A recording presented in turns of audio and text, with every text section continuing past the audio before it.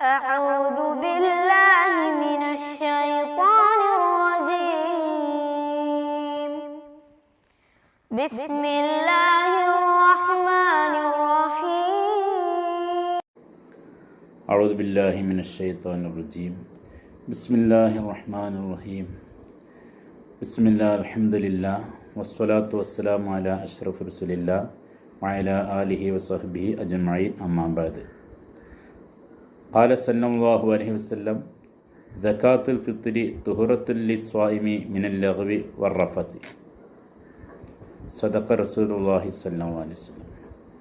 ബഹുമാനപ്പെട്ട മുഅ്മിനീങ്ങളെ, സത്യവിശ്വാസികളെ, സഹോദരന്മാരെ, സഹോദരിമാരെ, ഫിത്ർ സക്കാത്തിനെ സംബന്ധിച്ചുള്ളൊരു ചെറിയ രൂപത്തിലുള്ള ഒരു വിശകലനമാണ് നടത്തുന്നത്. അല്ലാഹു നമുക്ക് നാഫിയായ ഇൽമ് പ്രദാനം ചെയ്യട്ടെ, ആമീൻ. ഫിത്ർ സക്കാത്ത് അത് നിർബന്ധമായതാണ്. എല്ലാവർക്കും നിർബന്ധമാണ് ഫിത്ർ സക്കാത്ത് കൊടുക്കൽ. എന്തിനാണ് ഫിത്ർ സക്കാത്ത് എന്ന് ചോദിച്ചാൽ, റസൂലുള്ളാഹി സ്വല്ലല്ലാഹു അലൈഹി വസല്ലം തങ്ങൾ തന്നെ പറഞ്ഞു, സകാത്തുൽ ഫിത്രി തുഹറത്തുൽ ലിസ്വാഇമി മിനൽ ലഗ്വി വറഫസി. ഫിത്ർ സക്കാത്ത് നോമ്പുകാരന്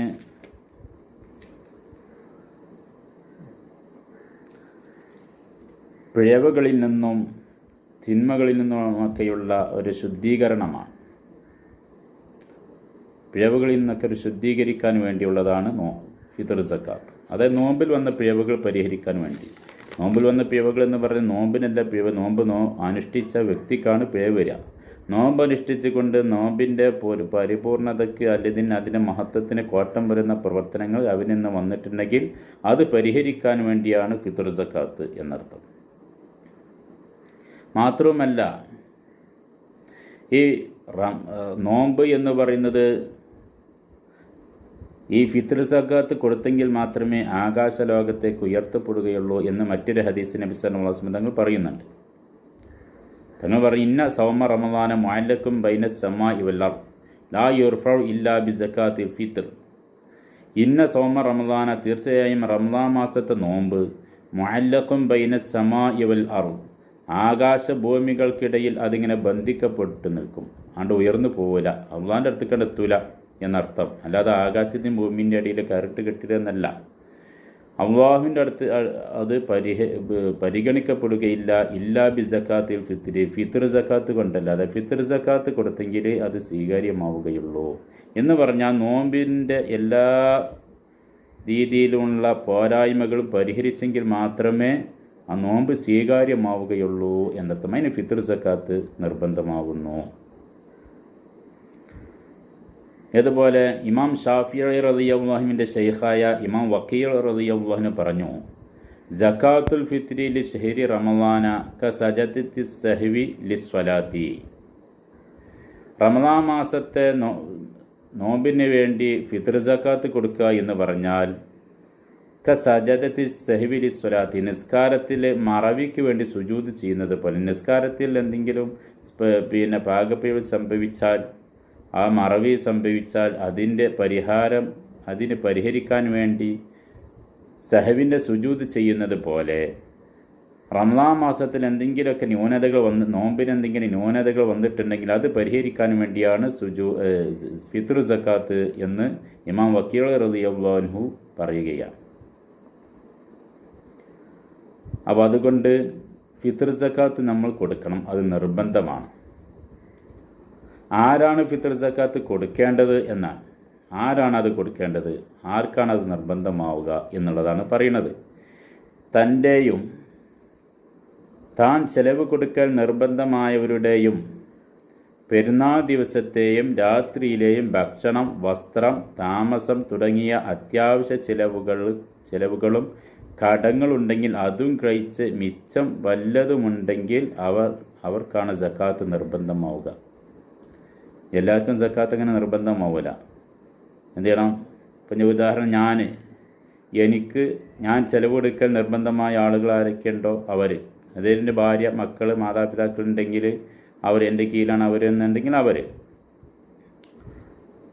അങ്ങനെ അവർക്ക് ആ പെരുന്നാൾ ദിവസത്തെയും രാത്രിയിലും, പെരുന്നാൾ ദിവസത്തിൻ്റെ പകലിലുള്ള ചിലവ്, അന്നത്തെ രാത്രിയിലേക്കുള്ള ചിലവ്, രാത്രിയിലേക്കുള്ള ചിലവ്, അതിനുള്ള ഭക്ഷണത്തിന്, വസ്ത്രത്തിന്, പാർപ്പിടം, താമസിക്കാനുള്ള സൗകര്യത്തിനൊക്കെയുള്ള അത്യാവശ്യമായ ചിലവുകൾ ഉണ്ടാകാം.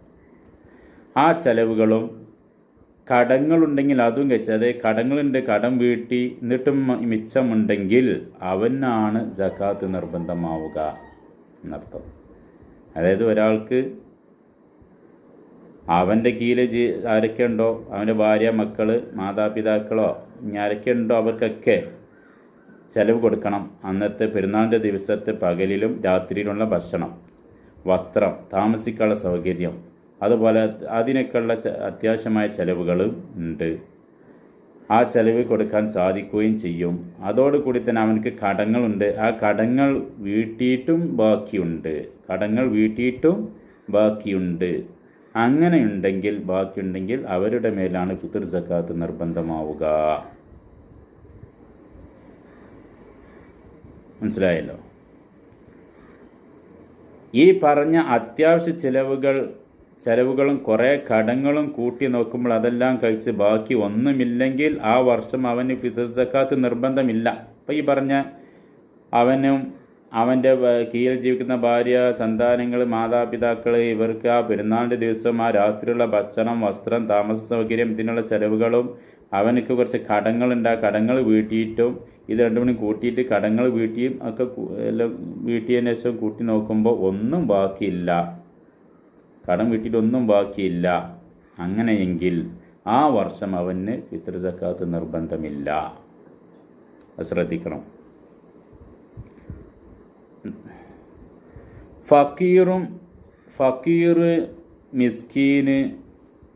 ഫക്കീറായാളും മിസ്കീനായാളും ഈ സക്കാത്ത് കൊടുക്കൽ നിർബന്ധം. അവരും ഈ സക്കാത്ത് കൊടുക്കാൻ നിർബന്ധമായ ആൾ, അവരും ഈ സക്കാത്ത് കൊടുക്കണം. ഫക്കീറും കൊടുക്കണം, മിസ്കീനും കൊടുക്കണം. ഫക്കീറും, അപ്പോൾ ഇതിൽ ഉള്ളവർ ഇല്ലാത്തവർ എന്നൊന്നുമില്ല, എല്ലാവരും ഈ സക്കാത്ത് കൊടുക്കൽ നിർബന്ധമാണ്. മാത്രമല്ല ഈ ഫക്കീറിനും മിസ്കീനൊക്കെ ഇവരൊക്കെ ഈ സക്കാത്ത് കൊടുക്കൽ നിർബന്ധമായ ആളുകളാണ്. മാത്രമല്ല അവർക്ക് മറ്റുള്ളവരിൽ നിന്ന് വാങ്ങുകയും ചെയ്യാം. മറ്റുള്ളവരിൽ നിന്ന് ഈ ഫക്കീറും മിസ്കീനും ആയതുകൊണ്ട് അവർ അതിൻ്റെ അവകാശികളാണ്, സക്കാത്തിൻ്റെ അവകാശികളാണ്. അവർക്കത് വാങ്ങുകയും ചെയ്യാം, അവർക്കത് കൊടുക്കുകയും, ഫിത്ർ സക്കാത്ത് കൊടുക്കുകയിൽ നിർബന്ധവുമാണ്. അവർക്ക് മറ്റുള്ളവരിൽ നിന്ന് വാങ്ങുകയും ചെയ്യാം. മാത്രവുമല്ല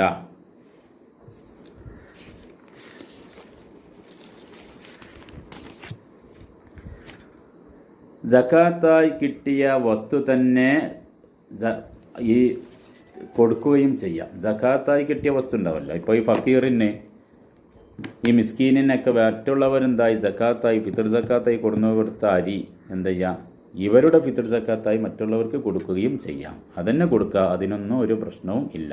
അങ്ങനെ ചെയ്യാം. അപ്പോൾ ശ്രദ്ധിക്കേണ്ട കാര്യങ്ങളാണ്. ചിലർ ധാരണ ഉണ്ട് അത് ഫിത്ർ സക്കാത്തായിട്ട് കിട്ടിയ മുതലാണ്, അത് കൊടുക്കാൻ പാടില്ല എന്നുള്ളത്. അതങ്ങനെയൊന്നുമില്ല. അത് കിട്ടിയതോടുകൂടി നമ്മളെ മുതലായി, പിന്നെ നമുക്ക് നമ്മളെ ഫിത്ർ സക്കാത്തായിട്ട് അത് കൊടുക്കാം. ഇനി ഒരാൾക്ക് എല്ലാവരുടെയും സക്കാത്ത് കൊടുക്കാൻ സാധ്യം അല്ലാത്ത ഒരാളുണ്ട് എന്നൊക്കെ, അവൻ്റെ കീഴിൽ നിൽക്കുന്ന എല്ലാവരുടെയും സക്കാത്ത് കൊടുക്കാൻ അവനക്ക് സാധ്യമല്ല എങ്കിൽ, ഒന്നോ രണ്ടോ ആൾക്കൊക്കെ കൊടുക്കാൻ പറ്റുള്ളൂ, അത്രേ കഴിവുള്ളൂ, അവനക്ക് മിച്ചം എന്നതിൽ കഴിവുള്ളൂ എങ്കിൽ ആദ്യം അവൻ്റെ സ്വന്തം സക്കാത്ത് നൽകണം. ആ വ്യക്തിയുടെ സക്കാത്ത്, അവൻ്റെ ഫിത്ർ സക്കാത്താണ് കൊടുക്കേണ്ടത്. ആദ്യം അത് കൊടുക്കാൻ നോക്കുക. എന്നിട്ട് ഇനി കുറച്ചുകൂടി ബാക്കിയുണ്ട് നിൽക്കുക. അങ്ങനെ ബാക്കിയുണ്ടെങ്കിൽ അല്ലെങ്കിൽ പിന്നെ അവൻ്റെ സക്കാത്ത് കൊടുക്കണം. പിന്നെ അത് കഴിഞ്ഞിട്ട് ഇനിയും അവനക്ക് ഇതിൽ മിച്ചം വല്ലതുണ്ടെങ്കിൽ എന്ത് ചെയ്യുക, കുറച്ചുകൂടി കൊടുക്കാൻ കഴിയും എന്നുണ്ടെങ്കിൽ അവൻ്റെ ഭാര്യയുടെ സക്കാത്ത് നൽകണം. അവൻ്റെ വൈഫിൻ്റെ ഭാര്യയുടെ സക്കാത്ത് കൊടുക്കുക.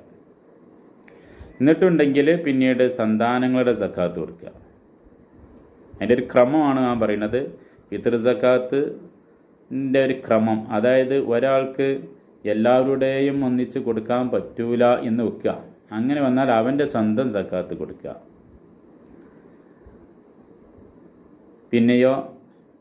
പിന്നീട് കൊടുക്കേണ്ടത് അവൻ്റെ ഭാര്യയുടെ സക്കാത്ത് കൊടുക്കുക. പിന്നീട് കൊടുക്കേണ്ടത് അവൻ്റെ മക്കളുടെ സക്കാത്ത് കൊടുക്കുക, സന്താനങ്ങളുടെ സക്കാത്ത് കൊടുക്കുക. ചെറിയ മക്കളതാണ്. വലിയ മക്കളെ പറ്റി നമുക്ക് ഇൻഷാ അല്ലാഹ് പിന്നീട് പറയാം. ചെറിയ മക്കൾക്ക് കൊടുക്കുക. ഇനിയും അവനക്ക് നൽകാനൊരു സാധ്യത ഉണ്ട് എന്നുണ്ടെങ്കിൽ പിതാവിൻ്റെ സക്കാത്ത് കൊടുക്കുക. അവൻ്റെ ബാപ്പാൻ്റെ സക്കാത്ത് അവൻ്റെ കീഴിലാണ്, അവൻ്റെ ചെലവിലാണ് ബാപ്പ ജീവിക്കുന്നതെങ്കിൽ ആ ബാപ്പാൻ്റെ സക്കാത്ത് കൊടുക്കുക. ഇനിയും സാധ്യമെങ്കിൽ മാതാവിൻ്റെതും കൊടുക്കുക. മാതാവിൻ്റെ സക്കാത്തും കൊടുക്കുക. ഇനിയും അവനക്ക് നൽകാൻ സാധിക്കുമെങ്കിൽ ജോലി ചെയ്യാൻ പറ്റാത്ത വലിയ മക്കളുണ്ടെങ്കിൽ അവരുടെ സക്കാത്തും കൊടുക്കാം. ഇങ്ങനെയാണ് അതിൻ്റെ ക്രമം. ആദ്യം കൊടുക്കേണ്ട അവൻ്റെ സ്വന്തം സക്കാത്ത്. ആദ്യം കൊടുക്കുന്നതിനാൽ ആദ്യം മറ്റുള്ളവർ കൊടുക്കുക എന്നല്ല, ഇവനക്ക് സക്കാത്ത് എല്ലാവരുടേതായിട്ട് കൊടുക്കാൻ പറ്റൂല എന്നൊക്കെ. എന്നാൽ ഈ ക്രമം അനുസരിച്ച് ഇങ്ങനെ കൊടുക്കുക. എങ്ങനെയാ? വാൻ്റെ കൊടുക്കുക. അപ്പോൾ ഒന്നുകൂടി കുറച്ചുകൂടി ബാക്കിയുണ്ടെങ്കിൽ എന്നാൽ ഭാര്യൻ്റെ കൊടുക്കുക. അവനും കുറച്ചുകൂടി ബാക്കിയുണ്ടെങ്കിൽ അവൻ്റെ ചെറിയ മക്കൾക്ക് കൊടുക്കുക. ഇനിയും കുറച്ചുകൂടി ബാക്കിയുണ്ടെങ്കിലോ ബാപ്പാൻ്റെ കൊടുക്കുക. പിന്നെ ഉണ്ടെങ്കിലോ ഉമ്മാൻ്റെ കൊടുക്കുക. പിന്നെയും ബാക്കിയുണ്ടെങ്കിലോ ജോലി ചെയ്യാൻ പറ്റാത്ത വലിയ മക്കളുണ്ടാക്കും, അവർക്ക് ജോലി ചെയ്യാൻ കഴിയൂല, ജോലിക്ക് പോകാൻ കഴിയൂല, അങ്ങനെയുള്ള ആളുകൾ, രോഗികളായതോ മറ്റോ അയാളുകൾ ഉണ്ടാകാൻ സാധ്യത ഉണ്ടല്ലോ, അങ്ങനെയുള്ള ആളുകളുണ്ടെങ്കിൽ അവരുടെ സക്കാത്തും കൊടുക്കുക. അങ്ങനെയാണ് ആ ക്രമത്തിലാണ് കൊടുക്കേണ്ടത്. ആദ്യം അവനെ മുന്തിക്കുക, അവനെ സ്വശരീരത്തെ മുന്തിക്കുക, പിന്നെ ഭാര്യ, പിന്നെ അവൻ്റെ ചെറിയ മക്കൾ, പിന്നെ പിതാവ്, മാതാവ്, പിന്നീട് അവൻ്റെ ജോലി ചെയ്യാൻ പറ്റാത്ത വലിയ മക്കൾ. ഇങ്ങനെയാണ് കൊടുക്കേണ്ടത്. ആ ക്രമം അനുസരിച്ചാണ് ശ്രദ്ധിക്കേണ്ടത്. ഇനി വലിയ മക്കൾ ഉണ്ട്, ഇവനിക്ക് വലിയ മക്കൾക്ക് ധനമുണ്ട്, ജോലിയുമുണ്ട്. അങ്ങനെ ഉണ്ടെങ്കിൽ ആ മക്കളുടെ സക്കാത്ത് പിതാവ് കൊടുക്കേണ്ടതില്ല, ബാപ്പ കൊടുക്കേണ്ടതില്ല. എന്നാൽ ബാപ്പ കൊടുത്താൽ ശരിയാവുമോ എന്നുള്ളതാണ്. ജോലിയും ധനവുമുള്ള വലിയ മക്കളുടെ സക്കാത്ത്, ഫിത്ർ സക്കാത്ത് ബാപ്പാൻ്റെ മേലിൽ നിർബന്ധമില്ല. ഇനി ആ ബാപ്പ കൊടുക്കുകയാണ് നിൽക്കുക. അങ്ങനെ കൊടുക്കുകയാണെങ്കിൽ എന്ത് ചെയ്യണം? ഈ മക്കളുടെ നിയ്യത്ത് വേണം, അവരാണ് അതിൻ്റെ നിയ്യത്ത് വെക്കേണ്ടത്. അല്ലെങ്കിൽ അവരുടെ സമ്മതം വേണം, അവരുടെ സമ്മതപ്രകാരമാണ് കൊടുക്കേണ്ടത്. എന്നാൽ മാത്രമേ സക്കാത്ത് കൊടുക്കാൻ പറ്റുള്ളൂ, അല്ലാതെ കൊടുക്കാൻ പറ്റൂല. അവരുടെ സമ്മതം ചോദിക്കണം, അവർ നിയ്യത്തും വേണം, എന്നെങ്കിൽ മാത്രമേ എന്ത് ചെയ്യാൻ പറ്റുള്ളൂ. ആ സക്കാത്ത് അവരുടെ ആ വലിയ സ്വന്തമായി ജോലിയും പിന്നെ ധനവുമുള്ള മക്കളുടെ സമ്മതവും നിയ്യത്തും ഉണ്ടെങ്കിലേ പിതാവ് കൊടുക്കാൻ പറ്റുള്ളൂ. അല്ലെങ്കിൽ പിതാവ് കൊടുക്കേണ്ടതില്ല, ആ മക്കളാണ് കൊടുക്കേണ്ടത് എന്നർത്ഥം. ഇനി എപ്പോഴാണ് സക്കാത്ത് നിർബന്ധമാവുക എന്നാണ് ചോദ്യം. എപ്പോഴാണ് സക്കാത്ത് നിർബന്ധമാവുക? ആ സമയം എപ്പോഴാണ്? അതെല്ലാവർക്കും അറിയുന്നതാണ്. പരിശുദ്ധ റമദാൻ പൂർത്തിയായി ശവ്വാലിലേക്ക് പ്രവേശിക്കുന്നതോട് കൂടിയാണ് നിർബന്ധമാവുന്നത്.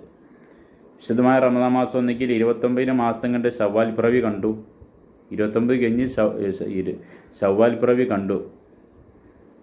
എന്നാൽ ആ സമയത്ത് മുതലാണ് സക്കാത്ത് നിർബന്ധമാവുക.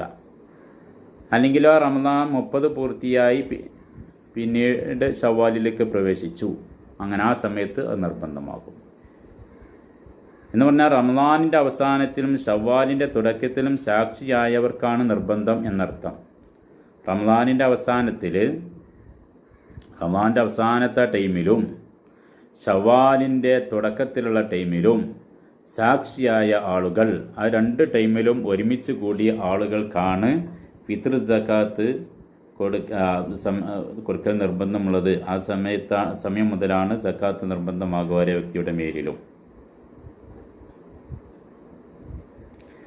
അപ്പോൾ സൂര്യൻ അസ്തമിച്ചതിൻ്റെ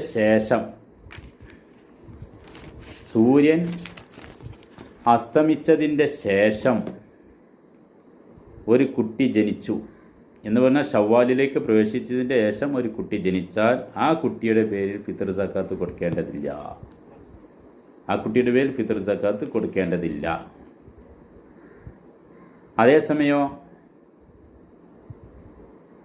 റമദാനിൻ്റെ അവസാനത്തെ ടൈമിൽ സൂര്യൻ അസ്തമിക്കുന്നതിന് തൊട്ട് മുമ്പായി ജനിച്ചാലോ എന്നാൽ കുട്ടിക്ക് കൊടുക്കും വേണം. സൂര്യൻ അസ്തമിച്ചതിന് ശേഷമാണെങ്കിൽ കൊടുക്കേണ്ടതില്ല, അസ്തമിക്കുന്നതിന് മുമ്പാണെങ്കിൽ കൊടുക്കണം. അതുപോലെ തന്നെ അസ്തമയ ശേഷം കല്യാണം കഴിച്ചു കൊടുന്ന പെണ്ണ്, ഒരു പെണ്ണിനെ റമദാൻ കഴിഞ്ഞ് ശവ്വാലിൻ്റെ മാസപ്പിറവി കണ്ട ഉടനെയാണ് എന്താക്കിയത്, കല്യാണം കഴിച്ചു കൊടുന്ന പെണ്ണിനെ. ആ പെണ്ണിൻ്റെ പേരിലുള്ള ഫിത്ർ സക്കാത്ത് ഈ ഭർത്താവിൻ്റെ പേരിൽ നിർബന്ധമില്ല. അത് ആ പെണ്ണിൻ്റെ പിതാവോ സംരക്ഷകരാരോ അവരാണ് കൊടുക്കേണ്ട. പെണ്ണിൻ്റെ പേരിൽ നിർബന്ധമാണ്, ഭർത്താവിൻ്റെ പേരിൽ നിർബന്ധമില്ല. എന്നാൽ ഈ പറഞ്ഞതുപോലെ തന്നെ അസ്തമാനത്തിന് മുമ്പായി നിക്കാഹ് ചെയ്തു, നോമ്പ് ലാസ്റ്റത്തെ ടൈമിൽ നിക്കാഹ് ചെയ്തു കല്യാണം കഴിച്ചു കൊടുത്താൽ നിർബന്ധമാകും, ഭർത്താവിൻ്റെ പേരിൽ നിർബന്ധമാകും. അതുപോലെ തന്നെ അസ്തമാനത്തിന് തൊട്ട് മുമ്പ് മരണം നടന്നാലും ആ വ്യക്തിയുടെ പേരിൽ സക്കാത്ത് കൊടുക്കേണ്ടതില്ല.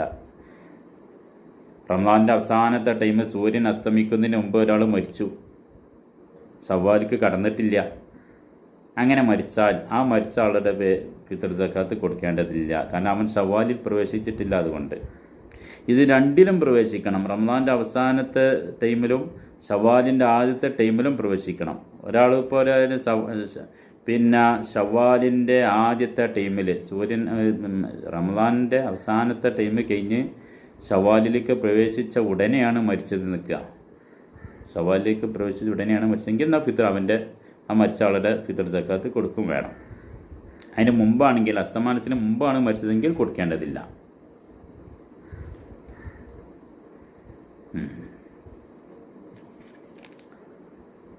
ഇനി എത്രയാണ് കൊടുക്കേണ്ടത് എന്നാണ്. ഫിത്ർ സക്കാത്ത് കൊടുക്കണം, ഫിത്ർ സക്കാത്ത് കൊടുക്കണം എന്ന് പറഞ്ഞു എന്നല്ലാതെ എത്രയപ്പോൾ കൊടുക്കേണ്ടത്, അതൊരു ചോദ്യമാണ്. പല അളവുകളാണ് പല കണക്കുകളിലും കാണുന്നത്. പഴയ അറബി കണക്കനുസരിച്ച് നബി സല്ലല്ലാഹു അലൈഹി വസല്ലം തങ്ങളോട് അന്നത്തെ കാലത്തെ കണക്കനുസരിച്ച് സ്വാൾ മുദ് ഇങ്ങനെയൊക്കെയാണ് കണക്കാക്കുക. ഒരു സ്വാൾ ആണ് നൽകേണ്ടത്. ഒരു സ്വാൾ എന്ന് പറഞ്ഞാൽ 3 ലിറ്ററും അത് അളവ് പാത്രത്തിലേക്ക് കൊടുക്കുന്നതെന്നാൽ 3 ലിറ്ററും 200 മില്ലി ലിറ്ററുമാണ് ഒരു സ്വാൾ. പക്ഷേ ഈ ഒരു സ്വാൾ എന്ന് പറഞ്ഞാൽ ഒരു സ്വാൾ 4 മുദ്ദാണ്. ഒരു സ്വാൾ 4 മുദ്ദ് കൂടിയതാണ് ഒരു സ്വാൾ. അപ്പോൾ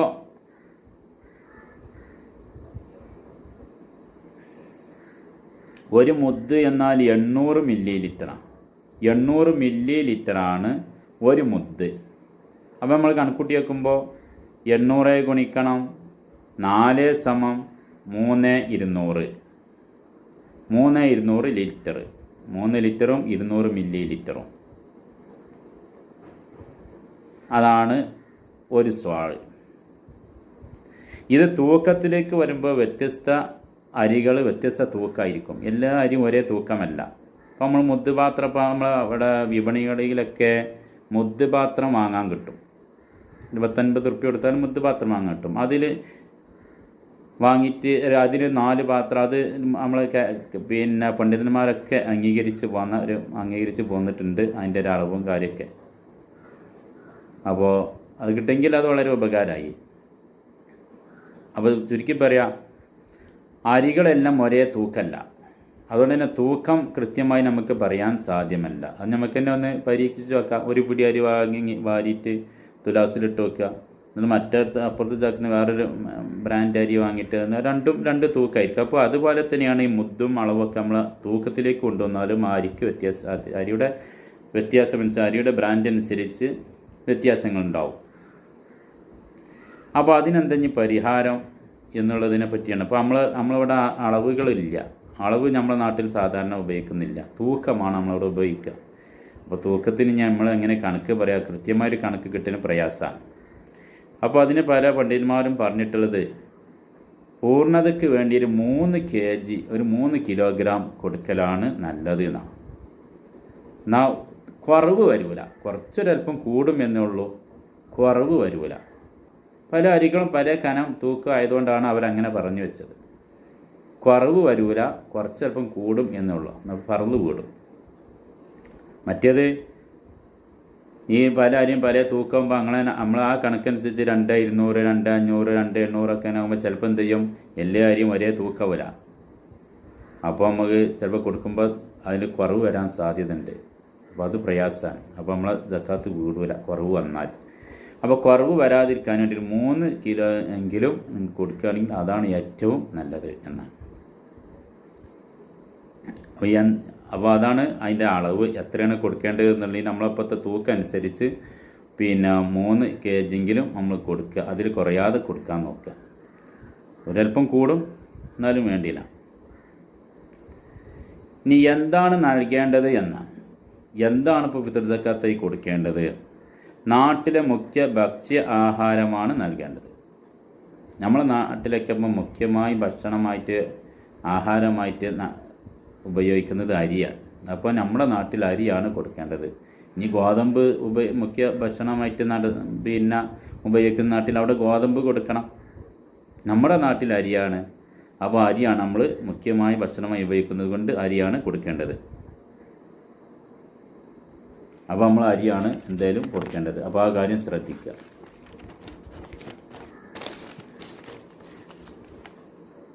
ഇനി അതിൻ്റെ സമയം എപ്പോഴാണ് കൊടുക്കേണ്ട സമയം എപ്പോഴാണെന്നാണ്. ഫിത്ർ സക്കാത്ത് കൊടുക്കേണ്ട സമയം, ഫിത്ർ സക്കാത്ത് നിർബന്ധമായ സമയം മുതൽ പെരുന്നാളിൻ്റെ പകലിൻ്റെ അവസാനം വരെ നൽകാവുന്ന. അതായത് ഫിത്ർ സക്കാത്ത് നിർബന്ധമാകുന്ന സമയം എപ്പോഴാണ്? റംസാനിൻ്റെ അവസാനത്തെ സമയം അത് കഴിഞ്ഞ് ഷവ്വാലിൻ്റെ പിറവി കാണുന്നതോട് കൂടിയാണ് ഫിത്ർ സക്കാത്ത് നിർബന്ധമാകുക. അപ്പോൾ ആ സമയം മുതൽ പെരുന്നാൾ രാവിൻ്റെ അസ്തമാനത്തിൻ്റെ ആ സമയം മുതൽ പെരുന്നാൾ ദിവസത്തിൻ്റെ പകൽ അവസാനിക്കുന്നത് വരെ 24 മണിക്കൂർ അതുവരെയാണ് അതിൻ്റെ സമയം. അതിൻ്റെ ഉള്ളിൽ നമ്മളത് കൊടുക്കാം. എന്നാലോ നമ്മളവിടെ പ്രത്യേകമായി ശ്രദ്ധിക്കേണ്ട ഒരു കാര്യങ്ങളുണ്ട്. പെരുന്നാൾ നിസ്കാരത്തിൻ്റെ മുമ്പ് കൊടുത്ത് വിട്ടിലാണ് സുന്നത്തും അഫ്ളലും. പെരുന്നാൾ നിസ്കാരം വൈകുന്നേരം ആകുമ്പോഴല്ലല്ലോ ഉണ്ട്, രാവിലല്ലേ. അപ്പോൾ നമുക്ക് ഏറ്റവും സുന്നത്ത് അഫ്ളലും ഏറ്റവും ശ്രേഷ്ഠമായതും പെരുന്നാൾ നിസ്കാരത്തിൻ്റെ മുമ്പ് കൊടുക്കലാകുന്നു. പെരുന്നാൾ നിസ്കാരത്തിന് മുമ്പ് അത് കൊടുത്തു വിട്ടാൽ നമുക്ക് 10 മടങ്ങ് പ്രതിഫലം അതിന് കിട്ടും. സുന്നത്തും അതാണ്, അഫ്ളലും അതാണ്. അതുകൊണ്ട് പെരുന്നാൾ നിസ്കാരത്തിന് മുമ്പ് തന്നെ കൊടുത്തു വിട്ടാൽ നമ്മൾ ശ്രദ്ധിക്കണം.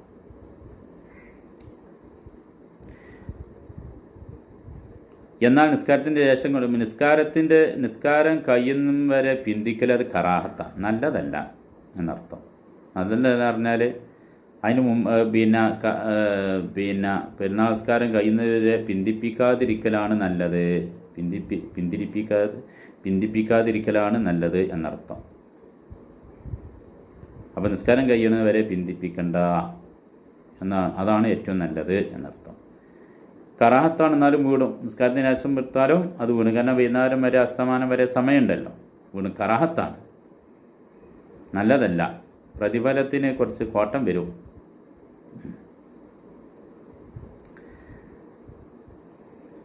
എന്നാലോ പെരുന്നാൾ നിസ്കാരത്തിന് ശേഷം അടുത്ത ബന്ധുക്കളോ കുടുംബക്കാരോ വരും എന്നുണ്ടെങ്കിൽ അവർക്ക് വേണ്ടി പിന്തിക്കുകയും ചെയ്യാം.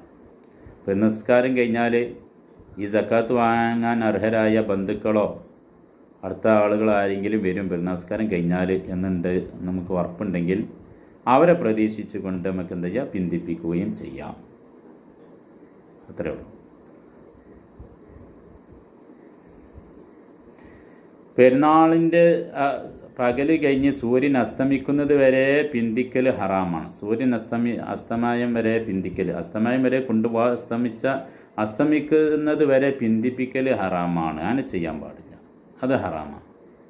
അവസാന സമയം വരെ ഉണ്ട്, പക്ഷേ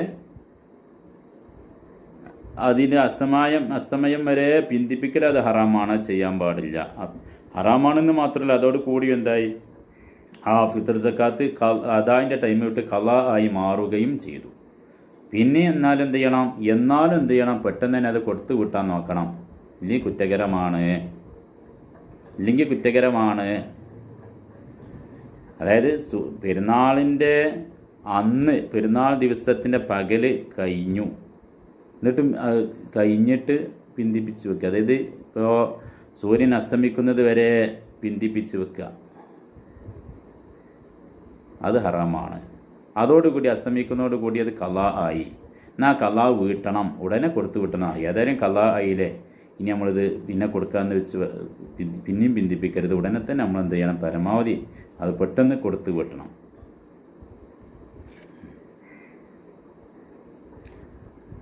എന്നാൽ വാങ്ങാനുള്ള അവകാശികൾ ഇല്ലാത്തത് കൊണ്ട് പിന്തിക്കുന്നതിന് വിരോധമില്ല. വാങ്ങാനുള്ള അവകാശികളൊന്നും കിട്ടിയില്ല, നാട്ടിലങ്ങനെയുള്ള അവകാശികളില്ല. സക്കാത്തിൻ്റെ അവകാശി 8 ആളുകളെ പറഞ്ഞിട്ടുണ്ടല്ലോ, ആ അവകാശികളൊന്നും നാട്ടിലില്ല, അവരെ കിട്ടാനില്ല, അവരന്വേഷിച്ചു കൊണ്ടിരിക്കുകയാണ്. അങ്ങനെ അവരെ കിട്ടിയാൽ കൊടുക്കാം എന്ന രൂപത്തിലാണുള്ളതെങ്കിൽ അതിൻ്റെ പേരിൽ പിന്തിക്കുന്നതിന് വിരോധമില്ല. ഇനി പ്രത്യേകം ശ്രദ്ധിക്കേണ്ട മറ്റൊരു കാര്യം, സക്കാത്ത് കൊടുക്കുന്നവൻ അസ്തമാന സമയത്ത് എവിടെയാണോ അവിടെയാണ് കൊടുക്കേണ്ടത്. ഈ ഫിത്ർ സക്കാത്ത് കൊടുക്കുന്ന ആൾ സൂര്യൻ അസ്തമിക്കുന്ന സമയത്ത്, റമദാനിൻ്റെ അവസാനം കഴിഞ്ഞ് ഷവ്വാലിൻ്റെ ആ ആദ്യ മാസപ്പിറവിൻ്റെ കാണുന്ന സമയത്ത് ഒരു വ്യക്തി എവിടെയാണോ അവിടെയാണ് അവൻ്റെ ഫിത്ർ സക്കാത്ത് കൊടുക്കേണ്ടത്. ഒരു ഉദാഹരണം പറയാം. ഞാനിപ്പോൾ ജോലി ചെയ്യുന്ന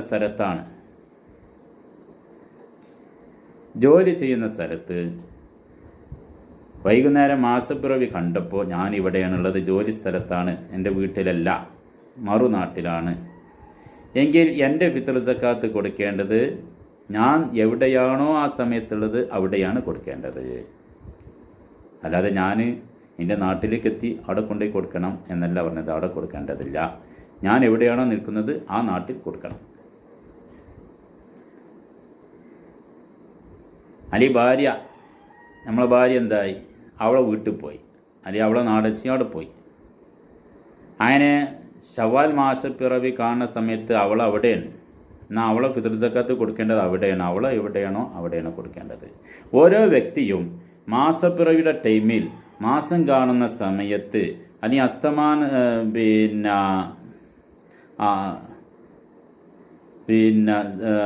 എവിടെയാണ് അസ്തമാന സമയത്തുള്ളത് അവിടെയാണ് കൊടുക്കേണ്ടത്.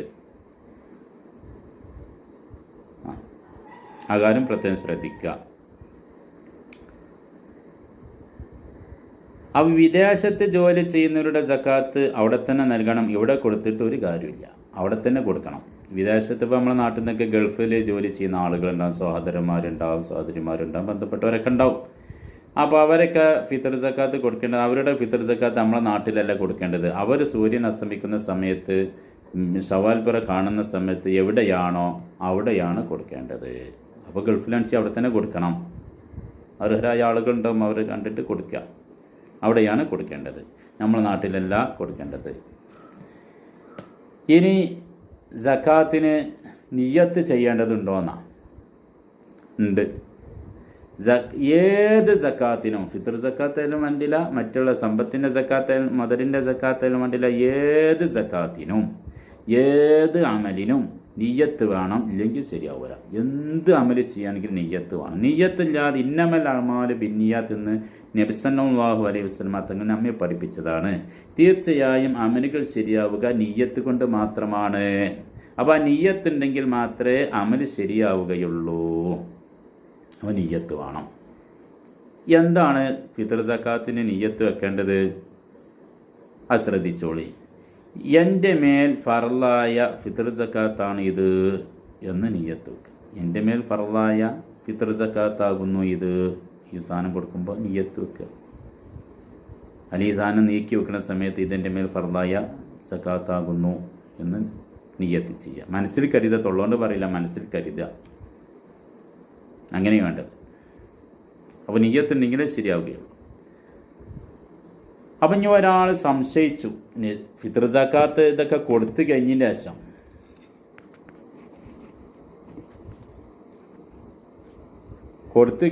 ശേഷം ഒരാൾ സംശയിച്ചു, എന്ത്, ഞാൻ നിയ്യത്ത് ചെയ്തിട്ടുണ്ടോ ഇല്ലയോ എന്ന് സംശയിച്ചു. മുതൽ കൊടുത്തും ചെയ്തു. എന്നാൽ സംശയത്തിനൊരു പ്രസക്തിയില്ല. ആ സമയത്ത് നിയ്യത്ത് ചെയ്തിട്ടില്ല എന്ന് ഉറപ്പുണ്ടെങ്കിൽ അത് സക്കാത്തായി പരിഗണിക്കുന്നതുമല്ല. മനസ്സിലായ? ഒരാൾ സംശയിച്ചു, ഇത് ഫിത്ർ സക്കാത്തായിട്ട് ഇവൻ കൊടുക്കേണ്ട മുതലൊക്കെ എന്തായി കൊടുത്ത് കഴിഞ്ഞതിന് ശേഷമാണ് അവനക്ക് സംശയം വന്നത്. പഠിച്ചോനെ, ഞാനിപ്പോൾ ഫിത്ർ സക്കാത്തിന് ആ നിയ്യത്ത് ചെയ്തില്ലേ എന്നൊരു സംശയം. അങ്ങനെ സംശയം വന്നാൽ ആ സംശയത്തിന് ഒരു പ്രസക്തിയുമില്ല. എന്നാൽ അവനക്ക് ഉറപ്പുണ്ട്, നിയ്യത്ത് ചെയ്തിട്ടില്ല എന്ന് ഉറപ്പുണ്ടെങ്കിൽ അത് സക്കാത്തായി പരിഗണിക്കുകയുമില്ല. ഇതൊക്കെ ഫിഖിൻ്റെ കിതാബുകളിലുള്ളതാണ്. അവൻ നിയ്യത്ത് വേണം, ഒരു ഉറപ്പിച്ചന്നെ വേണം, ഉറപ്പ് വേണം നമുക്ക് നിയ്യത്ത്. ഇനി ആർക്കൊക്കെ അത് കൊടുക്കേണ്ടത്, അവരുടെ അവകാശികൾ ആരൊക്കെയാണ് എന്നൊക്കെ ഉള്ളതാണ്. സക്കാത്തിൻ്റെ അവകാശികൾ 8ആണ്. നമുക്ക് മുമ്പ് കാലം മുതലേ നമ്മൾ പറഞ്ഞു പോകുന്ന അങ്ങനെ തന്നെയാണ് ഇപ്പോഴും ഉള്ളത്. സക്കാത്തിൻ്റെ അവകാശികൾ 8ആണ്. പക്ഷേ നമ്മുടെ നാടുകളിൽ ഇന്ന് ആ 8 അവകാശികളെയും കാണാൻ പ്രയാസമാണ്. 8 അവകാശികളെ നമുക്ക് കാണാൻ പ്രയാസമാണ്. അതുകൊണ്ട് കാണുന്ന ഈ അവകാശം, ഇൻഷാല്ലാ അവകാശികൾ പറയാൻ പോവുകയാണ്. ആ അവകാശികളിൽ നമുക്ക് ലഭിക്കുന്നവർക്ക് നമ്മളത് കൊടുക്കാം. ആരൊക്കെയാണ് അവകാശികൾ? ഒന്ന് ഫക്കീർ, ദരിദ്രൻ എന്ന് പറഞ്ഞാൽ ഒരു വ്യക്തി അയാൾക്കും അയാൾ ചെലവ് കൊടുക്കൽ നിർബന്ധമായവർക്കും ഭക്ഷണം, വസ്ത്രം, താമസ സൗകര്യം തുടങ്ങിയ അത്യാവശ്യ കാര്യങ്ങൾക്ക് ചെലവഴിക്കാൻ അനുയോജ്യമായ സമ്പത്തോ തൊഴിലോ ഇല്ലാത്തവൻ. ഇതാണ് ഫക്കീർ. ആരാണ്? ഒരു വ്യക്തിക്കും അയാൾ ചെലവ് കൊടുക്കൽ നിർബന്ധമായവർക്കും ഭക്ഷണം, വസ്ത്രം, താമസ സൗകര്യം തുടങ്ങിയ അത്യാവശ്യ കാര്യങ്ങൾക്ക് ചെലവഴിക്കാൻ അനുയോജ്യമായ സമ്പത്തോ തൊഴിലോ ഇല്ലാത്തവൻ അവനാണ് ഫക്കീർ. ഉദാഹരണം പറയാം. ഈ വ്യക്തിക്ക് ദിവസം ഒരു 1000 റുപ്യേൻ്റെ ചിലവുണ്ട്. എല്ലാ സാധനങ്ങളും കൂട്ടിയിട്ട് 1000 റുപ്യേൻ്റെ ചിലവാണ് അവനക്കുള്ളത്. ഒരു സാഹചര്യം, ഇപ്പോഴത്തെ സാഹചര്യം അനുസരിച്ച് നമ്മൾ കൂട്ടാൻ ഒരു ദിവസം ഒരു 1000 റുപ്യേൻ്റെ ചിലവുണ്ട് ദിവസം. പക്ഷെ അവനക്കുള്ള വരുമാനം എത്രയുള്ളൂ? ഒരു 300 റുപ്യ 400 റുപ്യ ഉള്ളൂ നിൽക്കുക. പക്ഷെ അവന് ചിലവിന് തയ്യില്ല. 1000 റുപ്യ ചിലവുള്ളവർക്ക് ഈ 400ഉം 300ഉം കിട്ടിയ തയ്യില്ല. നമുക്ക് എല്ലാവർക്കും അറിയാലോ. അങ്ങനെ വരുന്ന ആളുകൾക്കാണ്, അങ്ങനെയുള്ള ആളുകൾക്കാണ് എന്ത് പറയുക? ഫക്കീർ എന്ന് പറയുക. അങ്ങനെ വരുമാനമുള്ള ആളുകൾക്കാണ് ഫക്കീർ എന്ന് പറയാം. അങ്ങനെ ആ രീതിയിൽ വരുമാനമുള്ള ആളുകൾക്കാണ് ഫക്കീർ എന്ന് പറയാം. അപ്പോൾ അവന് കൊടുക്കൽ, അവനൊരു അവകാശം അവനക്ക് കൊടുക്കാം. മറ്റൊന്ന് മിസ്കീനാണ്. മിസ്കീൻ എന്ന് പറഞ്ഞാൽ ഫക്കീറിനേക്കാളും ഒന്നും കൂടി സ്കെയിൽ കൂടും, കുറഞ്ഞൊരു സ്കെയിൽ കൂടും. എന്നാലോ മതിയാകും, അതിട്ടില്ലേനും. ഇതേമാതിരി തന്നെ ഒരു 1000 റുപ്യേൻ്റെ ചിലവാണ് ദിവസം. അവനക്കൊരു 1000 റുപ്യേൻ്റെ ചിലവ് ദിവസമുണ്ട്. പക്ഷേ അവൻ്റെ വരുമാനം എത്രയാണ്? 700 800 ഒക്കെയാണ് നിൽക്കുക. അവൻ്റെ വരുമാനം ഓരോ ദിവസത്തെയും വരുമാനം ഒന്നുകിൽ 700 അല്ലെങ്കിൽ 800, ഏതായാലും ഒന്ന് 700 ആയിക്കോട്ടെ അല്ലെങ്കിൽ 800 ആയിക്കോട്ടെ, ഏതായാലും 1000 റുപ്യേൻ്റെ ചിലവൊക്കെ തയ്യില്ലാന്ന് ഉറപ്പാണല്ലോ. അങ്ങനെ വരുന്ന ആൾ, അതായത് ഫക്കീറിനെ. അപ്പോൾ മിസ്കീന് എന്ന് പറഞ്ഞാൽ ഫക്കീറിനേക്കാളും ഒരല്പം സ്കെയിൽ കൂടിയിട്ടുണ്ടാവും. സ്കെയിൽ കൂടി പറഞ്ഞാൽ അവൻ്റെ സാമ്പത്തികത്തിലെ വരുമാനത്തിൽ കുറച്ചൊരു പോയിന്റ് കൂടി നിൽക്കുന്നതാണ് മിസ്കീൻ എന്ന് പറഞ്ഞാൽ. ഇപ്പോൾ ഫക്കീറിനെ കൊണ്ട് പറഞ്ഞപ്പോൾ 1000 രൂപ ഈ ആൾക്ക് എന്തുണ്ട്? ചിലവുണ്ട് ദിവസം. ഈ മിസ്കീന് ദിവസവും 1000 രൂപ ചിലവുള്ളിടത്ത് അവനക്ക് വരുമാനമായി, അവനക്ക് നല്ല ജോലിയുണ്ട്, അവനക്ക് യോജിച്ചൊരു ജോലിയുണ്ട്, അവനക്കുള്ള വരുമാനം എത്രയേ ഉള്ളൂ? ഈ 1000 രൂപക്ക് ഉള്ള ചിലവിന് തയ്യില്ല. 700 800 അത്രേ വരുമാനം കിട്ടുന്നുള്ളൂ എങ്കിൽ അവന്, അങ്ങനെയുള്ള ആളുകൾക്ക് മിസ്കീൻ എന്ന് പറയും. അവനും ഈ സക്കാത്തിൻ്റെ അവകാശിയാണ്. മറ്റൊന്ന് ആമിലാണ്. ഗവൺമെൻറ്റിൻ്റെ ഔക്കാഫിൻ്റെ കീഴിൽ, ഇസ്ലാമിക ഭരണകൂടത്തിൽ ഔക്കാഫിൻ്റെ കീഴിൽ ജോലി ചെയ്യുന്ന, അവർ പ്രത്യേകമായ കാര്യങ്ങൾക്ക് ഏൽപ്പിക്കപ്പെട്ട ആമിലീങ്ങൾ. അത് നമ്മുടെ നാട്ടിലില്ല. അതുകൊണ്ട് തന്നെ അതിനെ സംബന്ധിച്ച് നമ്മൾ ചർച്ച ചെയ്യേണ്ട ആവശ്യം ഇല്ല. പിന്നെ പറയുന്നത് മുഅല്ലഫത്ത് ഖുലൂബ്. മുഅല്ലഫത്ത് ഖുലൂബ് എന്ന് പറഞ്ഞാൽ ഞാൻ പൊതുവിലൊരർത്ഥം പറയുന്നത് പൊതുവിശ്വാസി എന്ന. എന്നാൽ പൊതുവിശ്വാസി അല്ല അവിടെ ഉദ്ദേശിക്കുന്നത്. പൊതുവിശ്വാസിയാണെങ്കിൽ ഇസ്ലാമിലേക്ക് വന്ന ആളാണെങ്കിൽ പോലും പൊതുവിശ്വാസി എന്ന് പറഞ്ഞ് നമ്മൾ പറഞ്ഞു പോകാൻ പാടില്ല. ഇവിടെയുള്ള പൊതുവിശ്വാസിയെ കൊണ്ട് ഉദ്ദേശിക്കുന്നത് ഇസ്ലാമിലേക്ക് കടന്നു വന്നവനാണെങ്കിലും വിശ്വാസം ഉറക്കാത്ത ആൾ, അവൻ്റെ വിശ്വാസം ഉറച്ചിട്ടില്ല. ഇസ്ലാമിൽ കടന്നു വന്നിട്ട് കൂടുതൽ കാലമായിട്ടില്ല, കുറഞ്ഞ കാലമായിട്ടുള്ളൂ, അവൻ്റെ വിശ്വാസം എന്തായിട്ടില്ല, ദൃഢമായിട്ടില്ല, ഉറച്ചിട്ടില്ല. അങ്ങനത്തെ ആൾക്കാണ് മുഅല്ലഫത്ത് ഖുലൂബ് എന്നുകൊണ്ട് ഇവിടെ ഉദ്ദേശിക്കുന്നത്. അതായത് അവൻ ഇസ്ലാമിലേക്ക് കടന്നു വന്നിട്ട് അധിക കാലമായിട്ടില്ല, അതുപോലെ തന്നെ ഈ വിശ്വാസം ഉറക്കാനായിട്ടില്ല. അങ്ങനെയുള്ള ആൾക്ക് ഈ സക്കാത്തിൻ്റെ മുതലൊക്കെ കൊടുക്കുമ്പോൾ അവൻ്റെ മനസ്സിലെന്തുണ്ടാവും, ഇങ്ങനെ പരസ്പര സ്നേഹം പങ്കിടുന്ന, പരസ്പര സഹായം നൽകുന്ന ഒരു പ്രസ്ഥാനമാണ് ഇസ്ലാം എന്നുള്ളൊരു ദൃഢവിശ്വാസം. അത് വഴി അവൻ്റെ ഈ വിശ്വാസം ഉറക്കാൻ കാരണമാകും. അങ്ങനെയുള്ള ആളുകൾക്ക് ഫിത്ർ സക്കാത്തിൽ, അതാണ് മുഅല്ലഫത്ത് ഖുലൂബ് എന്ന് പറയുന്നത്. അതേസമയത്ത് പൊതുവിശ്വാസി ഉണ്ടാവാം, വിശ്വാസം ഉറച്ച ആളുകളുണ്ടാവും. പൊതുവിശ്വാസി തന്നെ, അവനും പൊതുവിശ്വാസിയാണ്. അവൻ ഇസ്ലാമിൽ കടന്നിട്ട് കാലങ്ങൾ അയക്കണ്, പക്ഷെ അവൻ്റെ വിശ്വാസത്തിൽ ചാഞ്ചല്യമില്ല, അവൻ ഇതിൽ ഉറച്ചിട്ടുണ്ട്. അങ്ങനെയുള്ള ആളാകുമ്പോൾ അവൻ ഫക്കീറോ മിസ്കീനോ ഒന്നുമല്ല, അത്യാവശ്യം ഒരു സ്റ്റാൻഡേർഡിൽ നിൽക്കുന്ന ആളാണ്. എന്നാൽ അവൻ ഈ അവകാശത്തിൽ പെട്ട ആളല്ല. ഈ അവകാശ കൂട്ടത്തിൽ അവനില്ല, അവനക്ക് കൊടുക്കേണ്ടതില്ല, കൊടുത്താൽ വീടുമില്ല. കാരണം എന്താണ്, അവൻ ഇതിൻ്റെ അവകാശിയല്ല.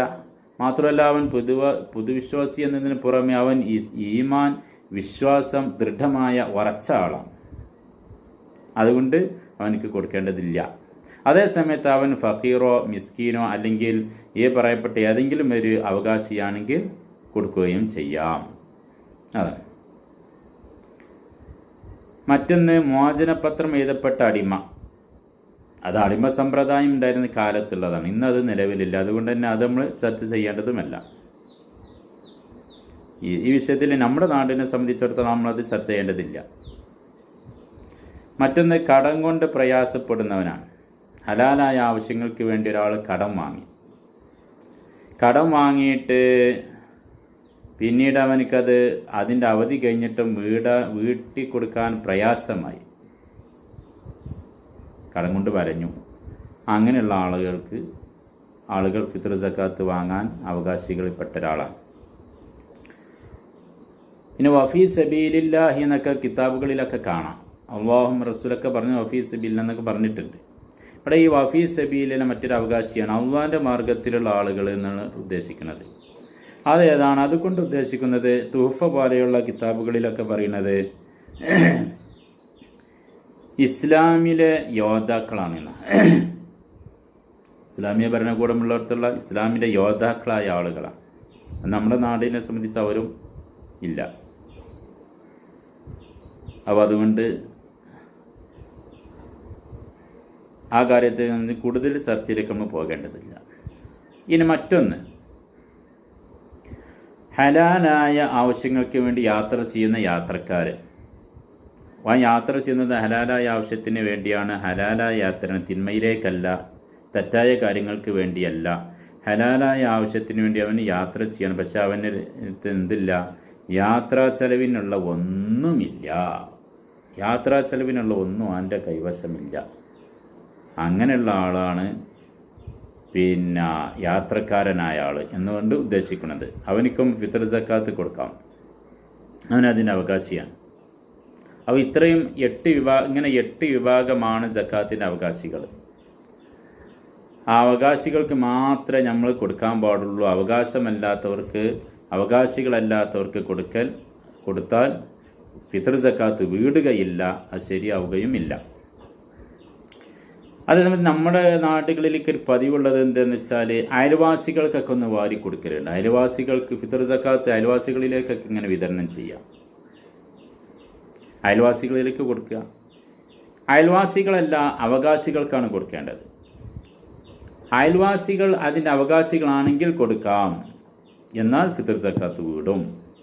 അയൽവാസികൾ അതിൻ്റെ അവകാശികളല്ല എന്നുണ്ടെങ്കിൽ ഈ പറയപ്പെട്ട 8 ഏതെങ്കിലും ഒന്നിൽ പെടാത്ത അയൽവാസികളാണെങ്കിൽ അവർക്ക് ഫിത്ർ സക്കാത്ത് കൊടുത്താൽ വീടുകയില്ല.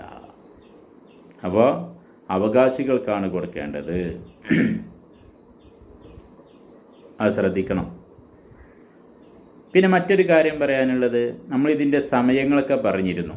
വാജിബായ സമയം പറഞ്ഞു, ഏറ്റവും അഫ്ളലും സുന്നത്തുമായ സമയം പറഞ്ഞു, കറാഹത്തുള്ള സമയം പറഞ്ഞു, ഹറാമുള്ള സമയം പറഞ്ഞു. ഇനി ജായിസായൊരു സമയമുണ്ട്. അതേതാണ്? ഫിത്ർ സക്കാത്ത് കൊടുക്കൽ അനുവദനീയമായൊരു സമയം. അത് റമളാൻ്റെ ആദ്യം മുതൽ 1-ാമത്തെ നോൻപ് മുതൽ തന്നെ ഫിത്ർ സക്കാത്ത് കൊടുക്കാം. അത്രേ ഉള്ളൂ. അഫ്ളലാണ് എന്നോ സുന്നത്താണ് എന്നോ ഒന്നും പറഞ്ഞിട്ടില്ല. കൊടുക്കാം, അനുവദനീയമാണ്. കൊടുക്കുകയോ കൊടുക്കാതിരിക്കുകയോ ചെയ്യാം. അതുകൊണ്ട് പ്രത്യേകിച്ച് കൂലിയൊന്നും ഉണ്ടാവില്ല. സക്കാത്ത് വീടും സക്കാത്ത് കൊടുത്തിൻ്റെ കൂലിയും കിട്ടും. ആ സമയത്ത് ഈ സക്കാത്തിന് പുറമെ പ്രത്യേകമായ കൂലി കിട്ടുന്നതിനാണല്ലോ അഫ്ളല് സുന്നത്ത് എന്നൊക്കെ പറയുന്നത്. ആ പ്രത്യേകത ഉണ്ടാവില്ല. അപ്പോൾ നമുക്ക് കുറച്ചുകൂടി പണം കൂടിക്കോട്ടെ, അതിന് നമ്മൾ എന്ത് ചെയ്താൽ മതി? ഈ അഫ്ളലായ സമയത്തൊക്കെ നമ്മൾ മാറ്റി വയ്ക്കുക, അന്നൊക്കെ കൊടുക്കാൻ വേണ്ടി തീരുമാനിച്ച് വയ്ക്കുക. അതിൽ ഏറ്റവും നല്ലത്. നമുക്കെന്ത് ചെയ്യും? കുറച്ച് പണം കൂടിക്കോളും, പ്രതിഫലത്തിൽ കുറച്ച് കനം കൂടിക്കോളും. അതാണല്ലോ നമുക്ക് നല്ലത്. അപ്പോൾ ആ കാര്യം ശ്രദ്ധിക്കുക. അതുപോലെ തന്നെ കുട്ടികൾക്ക് കൊടുത്താൽ, പ്രായപൂർത്തിയാകാത്ത കുട്ടികൾക്ക് കൊടുത്താൽ സക്കാത്ത് വീടൂല. പിരാന്തന്മാർക്ക് കൊടുത്താലും സക്കാത്ത് വീടൂല, ഭ്രാന്തന്മാർക്ക് കൊടുത്താലും വീടൂല. ഹാഷിമി മുത്തലിബി കുടുംബം, നബി കുടുംബങ്ങൾക്ക് തുടങ്ങിയ തങ്ങന്മാരെ കുടുംബത്തിന് കൊടുത്താലും ഫിത്ർ സക്കാത്ത് വീടൂല. അത് ശ്രദ്ധിക്കണം. അപ്പോൾ ആ കാര്യങ്ങൾ ശ്രദ്ധിക്കുക. അതുപോലെ തന്നെ നമ്മൾ കൊടുക്കുന്ന ഫിത്ർ സക്കാത്ത് ഒരു 3 ആളുകൾക്കെങ്കിലും നമ്മൾ വിതരണം ചെയ്യണം എന്നാണ് തെർശീഹിൽ പറഞ്ഞിട്ടുള്ളത്. 3 ആളുകൾക്കെങ്കിലും കൊടുക്കണം ചുരുങ്ങിയത്. മറ്റുള്ള ചില കിതാബുകളിലൊക്കെ 1-2 ആളുകൾക്കൊക്കെ കൊടുക്കുക എന്ന് ബിളിയയിലൊക്കെ പറഞ്ഞിട്ടുണ്ടെങ്കിൽ അത് രണ്ടാം അഭിപ്രായമാണ്. ഏറ്റവും നല്ല അഭിപ്രായം തെർശീഹിൽ പറഞ്ഞ 3 ആളുകൾക്കെങ്കിലും കൊടുക്കുക എന്നുള്ളതാണ്. അതായത് ഫിത്ർ സക്കാത്ത് കൊടുക്കുന്നത് ഒന്നായിട്ട്, പിന്നെ നമ്മൾ ചില ആളുകളൊക്കെ എന്തുണ്ട്, ഒന്നായിട്ട് ഒരു ചാക്കിലാക്കിയിട്ട് ഒരാൾക്ക് കൊടുക്കുക, അല്ലെങ്കിൽ അതിൽ നിന്ന് 2 ആൾക്ക് മാത്രം വീതിച്ചു കൊടുക്കുക, ഇനി വേറുള്ളടത്തൊന്നും നടക്കണ്ടല്ലോ എന്ന് കരുതിയിട്ട് അത് ഒഴിവാക്കിയിട്ട് തന്നെ 3 ആൾക്കെങ്കിലും നമ്മൾ കൊടുക്കലാണ് ഏറ്റവും നല്ലത് എന്ന് തെർശീഹിൽ പറഞ്ഞിട്ടുണ്ട്. അതാണ് 1-ാം അഭിപ്രായം. അതിന് 3 ആൾ അല്ലെങ്കിൽ അതിൽ കൂടുതലൊക്കെ ആക്കിയിട്ട് നമ്മൾ കൊടുക്കാൻ നോക്കുക. ഇനി രസകരമായൊരു മസ്അല എന്ന് പറഞ്ഞാൽ അത് രസകരം തന്നെയാണ്. എന്താണെന്ന് വെച്ചാൽ, ഒരാൾ വിദേശത്തു നിന്ന് വന്നു, ഓനവിടെ നോമ്പൊക്കെ കഴിഞ്ഞ് പെരുന്നാൾ മാസം കണ്ട് പിന്നെ ഫിത്ർ സക്കാത്തൊക്കെ കൊടുത്ത് പെരുന്നാളൊക്കെ ഉഷാറായിട്ട് കഴിച്ച് അന്നൊരു 10 മണിയാകുമ്പോൾ പറഞ്ഞ് ഇപ്പോൾ സൗദിയിൽ നിന്നാണ് നിൽക്കുക. ഓൻ അവിടെ നിന്ന് ജിദ്ദിയിൽ നിന്ന് വിമാനം കയറി പിറ്റേന്ന് നേരം വെളുക്കുമ്പോഴത്തേനും ഇവിടെ എത്തി. ഇവിടെ എത്തി നോക്കുമ്പോഴോ ഇവിടെ നോമ്പാ. അങ്ങനെ ഉണ്ടാകാലോ. ഇപ്പോൾ സൗദിയിൽ 29 മാസം കണ്ടു. സൗദി കണക്കനുസരിച്ച് അവിടെ മാസം 29 കണ്ടു. അതിനവിടെ പെരുന്നാൾ കഴിച്ച് നമുക്ക് അവിടെ അപ്പോൾ ഇവിടെ ഒന്നെങ്കിൽ അവിടെ 29 കണ്ട 29 നമ്മൾ ഒരു പക്ഷേ അവിടെ 28 29 28 അപ്പോൾ അവിടെ 29 മാസം കണ്ടാൽ നമുക്കിവിടെ 30 സമയത്ത് അവിടെ പെരുന്നാളാണ് ഈ കാലം. അങ്ങനെ ആ ദിവസം അവനെന്തായി, പ്ലെയിൻ കയറി പെരുന്നാളൊക്കെ കഴിച്ച് നല്ല ഉഷാറായിട്ട് ചാപ്പാടൊക്കെ കഴിച്ച് പ്ലെയിൻ കയറി അങ്ങനെ നാട്ടിലേക്ക് വന്ന് നോക്കുമ്പോൾ ഇവിടുത്തെ കഥ എന്താ, ഇവിടെ നോമ്പാ. ഹജ്ജറാ പറ്റിച്ചല്ലോ, ഇവിടെ നോമ്പാണ്. അപ്പം ഇനിയിപ്പം ഇവിടെ ഉഷാറായിട്ട് ഞാൻ പെരുന്നാളൊക്കെ കഴിച്ചാൽ ഉഷാറാക്കിയാണ്, എനിക്കൊന്നും പെരുന്നാളാണ്, എൻ്റെ പെരുന്നാളാക്കാൻ പറ്റും, അത് പറ്റൂല. അവൻ എന്ത് ചെയ്യണം? ഇംസാക്ക് വേണം, പിടിച്ചു നിൽക്കണം. അസ്തമാന സമയം വരെ അവൻ പിടിച്ചു നിൽക്കുക. വെറുതെ അതിന് പ്രതിഫലം കിട്ടും പഠിച്ചവൻ്റെ അടുത്തുനിന്ന്, അത് നിർബന്ധമാണ്. എന്നിട്ടോ ഇവിടത്തെ കണക്കനുസരിച്ച് മാസം കണ്ടു അല്ലെങ്കിൽ മാസം പൂർത്തിയായി ആ സമയത്ത് കുടുംബക്കാരും ബന്ധുക്കളൊക്കെ ഫിത്ർ സക്കാത്ത് കൊടുക്കുന്ന കൂട്ടത്തിൽ ഈ ചങ്ങായിൻ്റെ ഫിത്ർ സക്കാത്ത് കൊടുക്കേണ്ടതില്ല. ഈ ചങ്ങായിൻ്റെ ഫിത്ർ സക്കാത്ത് കൊടുക്കേണ്ടതില്ല എന്ന് ഫിഖ്ഹിൻ്റെ കിതാബുകളിലൊക്കെ കാണുന്നുണ്ട്. അതേപോലെ തന്നെ ഇവിടുന്നൊരു മനുഷ്യൻ നോമ്പ് നോറ്റിട്ട് അങ്ങോട്ട് പോയി, പ്ലെയിൻ കയറി വിദേശത്തേക്ക് സൗദിക്ക് പോയി റമദാൻ മാസത്തിൽ. അവിടെ ചെന്ന് ജിദ്ദ എയർപോർട്ടിൽ ചെന്ന് വിമാനം ഇറങ്ങി നോക്കുമ്പോൾ അവിടെ പെരുന്നാളാണ്. അവിടെ പെരുന്നാളാകുമ്പോൾ ഇവനവിടെ നോമ്പറ്റി ഇറക്കുക അല്ല, ഇവനെ എന്ത് ചെയ്യണം, ആ പെരുന്നാളിൽ പങ്കാളിയാണ്, പെരുന്നാൾ കഴിക്കണം എന്നാണ് മസാല. അതുകൊണ്ട് ആ സമയത്ത് അവൻ ആ നോമ്പുകാരനായി നടക്കേണ്ടതില്ല, അവിടെ ഒന്നും ചെയ്യേണ്ട, അവൻ നേരെ പെരുന്നാൾ കഴിക്കുക. അപ്പോൾ അതാത് നാടുകളിൽ കണ്ടുകൊണ്ടൊക്കെ മാറുമ്പോൾ വ്യത്യാസമാണ് പറയുന്നത്. സൂര്യാചന്ദ്ര ഉദയ വ്യത്യാസങ്ങളൊക്കെ വരുന്ന നാടുകളിലുണ്ടാകുന്ന ഓരോ അവസ്ഥകളാണ് ആ പറഞ്ഞത്. അപ്പോൾ ആ കാര്യം ശ്രദ്ധിക്കുക. അല്ലാഹു അനുഗ്രഹിക്കട്ടെ. ഇത്രയുമാണ് ഫിത്ർ സക്കാത്തുമായി ബന്ധപ്പെട്ട മസല ഞാൻ നോക്കി റെഡിയാക്കി കുറിപ്പാത്തുണ്ടാക്കിയിട്ടാണ് നിങ്ങളുടെ മുമ്പിൽ അവതരിപ്പിച്ചിട്ടുള്ളത്. എന്തെങ്കിലുമൊക്കെ പാകപ്പിഴവുണ്ടെങ്കിൽ ക്ഷമിക്കണം. മസലകൾ എന്തെങ്കിലും തെറ്റുകളുണ്ടെങ്കിൽ അറിയുന്നവർ എന്നവരൊക്കെ അതൊന്ന് തിരുത്തി തരണം. പരമാവധി ഞാൻ തെറ്റ് വരാതെ ഇരിക്കാൻ ശ്രദ്ധിച്ചിട്ടുണ്ട്. അതുകൊണ്ട് ഫിഖിഹായ മസല ആകുമ്പോൾ പലരും പ്രയാസങ്ങളൊക്കെ കേസാണ്. അതുകൊണ്ട് അതിൽ തെറ്റുകളുണ്ടെങ്കിൽ സാമാന്യ ബുദ്ധിയ അത് തിരുത്തി തരിക. അല്ലാഹു അനുഗ്രഹിക്കട്ടെ. അല്ലാഹു നമുക്ക് നാഫിയായ ഇൽമ് പ്രദാനം ചെയ്യട്ടെ. അവൻ്റെ സ്വാലിഹ്യങ്ങൾ ഉൾപ്പെടുത്തി അനുഗ്രഹിക്കട്ടെ. ഈ മാസം അനുകൂലമായി സാക്ഷി നിൽക്കുന്ന നമ്മയും നമ്മുടെ ബന്ധപ്പെട്ടവർ ഉൾപ്പെടുത്തി അനുഗ്രഹിക്കട്ടെ. ഈ മാസത്തിൻ്റെ അതിൻ്റെ പരിപൂർണത ഉൾക്കൊണ്ട് ജീവിക്കാൻ നമുക്ക് അല്ലാഹു തൗഫീഖ് ചെയ്യട്ടെ. മാസം അനുകൂലമായി സാക്ഷി നിൽക്കുന്ന നമ്മയും നമ്മോട് ബന്ധപ്പെട്ടവരെ അല്ലാഹു ഉൾപ്പെടുത്തി അനുഗ്രഹിക്കട്ടെ. നമ്മയും നമ്മോട് ബന്ധപ്പെട്ടവരെ നമ്മിൽ നിന്നൊക്കെ മരണപ്പെട്ടവരെയൊക്കെ അല്ലാഹു തആല ജന്നാത്തുൽ ഫിർദൗസിൽ മുത്തുനബി സല്ലല്ലാഹു അലൈഹി വസല്ലം തങ്ങളോട് കൂടി ഇരിക്കാൻ തൗഫീഖ് ചെയ്യട്ടെ. അല്ലാഹുമ്മ ഗ്ഫിർ ലനാ വർഹംനാ വലിവാലിദീനാ റബ്ബനാ റഹ്മഹും കമാ റബ്ബൗനാ സിഗാറ വലിജമീഇൽ മുഅ്മിനീന വൽ മുഅ്മിനാത്ത് വൽ മുസ്ലിമീന വൽ മുസ്ലിമാത്ത്. اللهم ربنا آتنا في الدنيا حسنة وفي الآخرة حسنة وقنا عذاب النار. ربنا تقبل منا إنك أنت السميع العليم وتب علينا إنك أنت التواب الرحيم.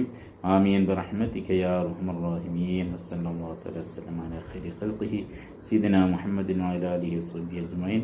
سبحان ربك رب العزة عما يصفون وسلام على المرسلين والحمد لله رب العالمين.